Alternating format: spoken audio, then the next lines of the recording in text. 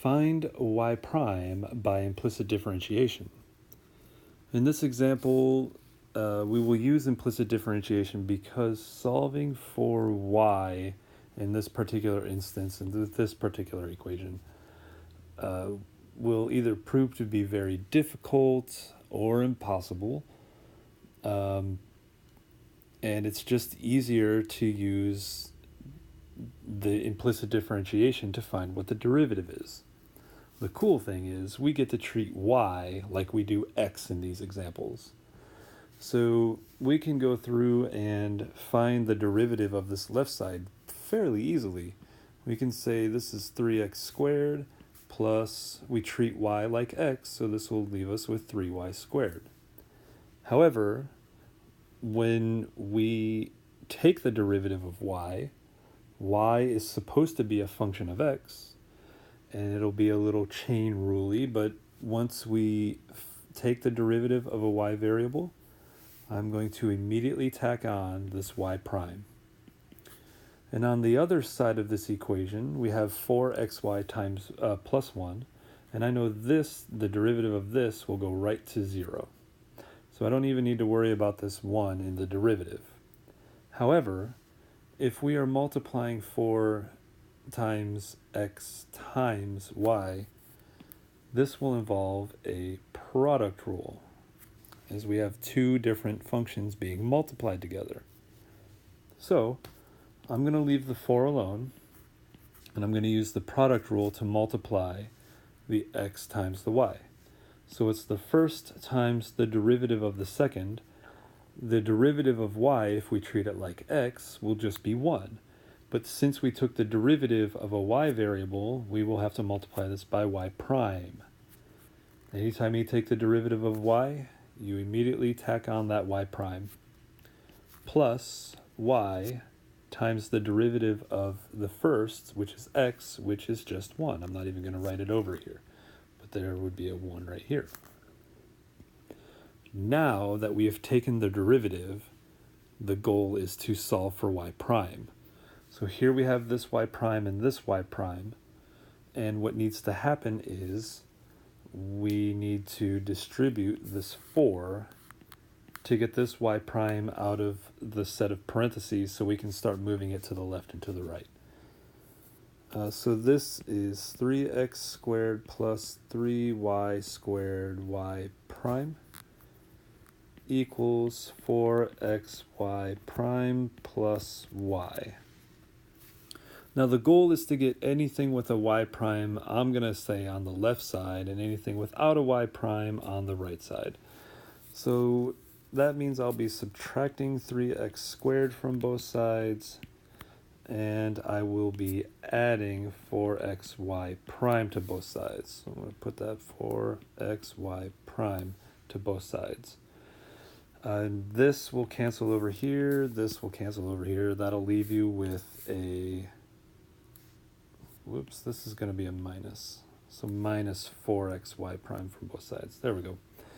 So that'll leave me with a 3y squared y prime minus 4xy prime equals y minus 3x squared.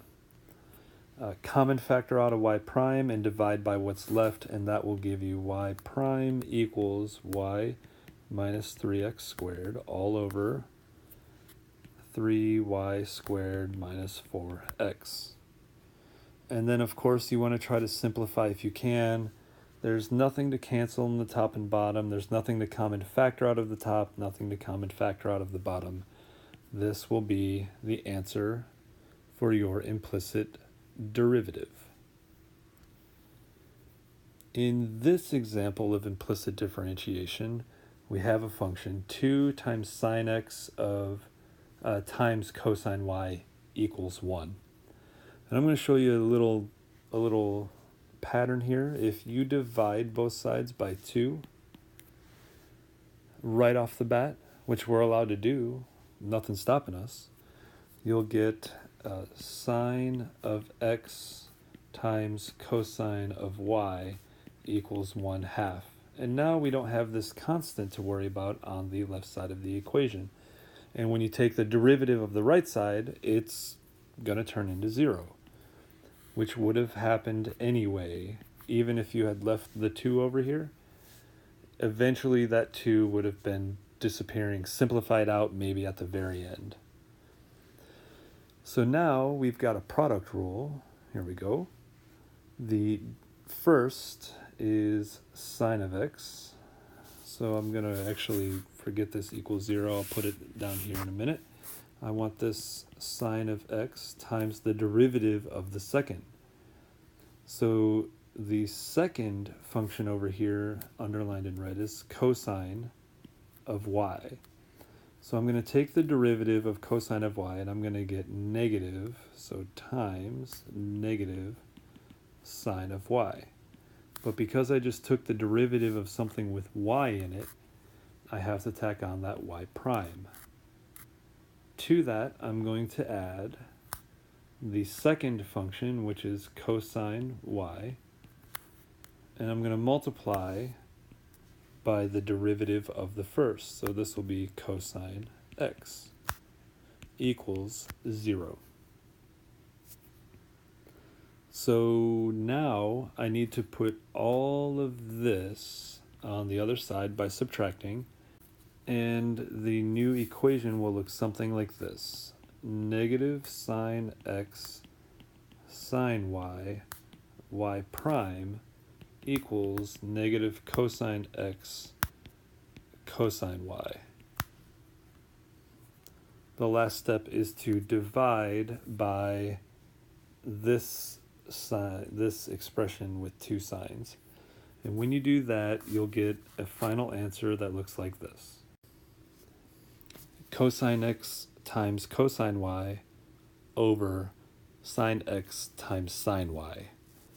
And you may be wondering why this entire fraction is positive. If you divide a negative by another negative, you'll get a positive fraction.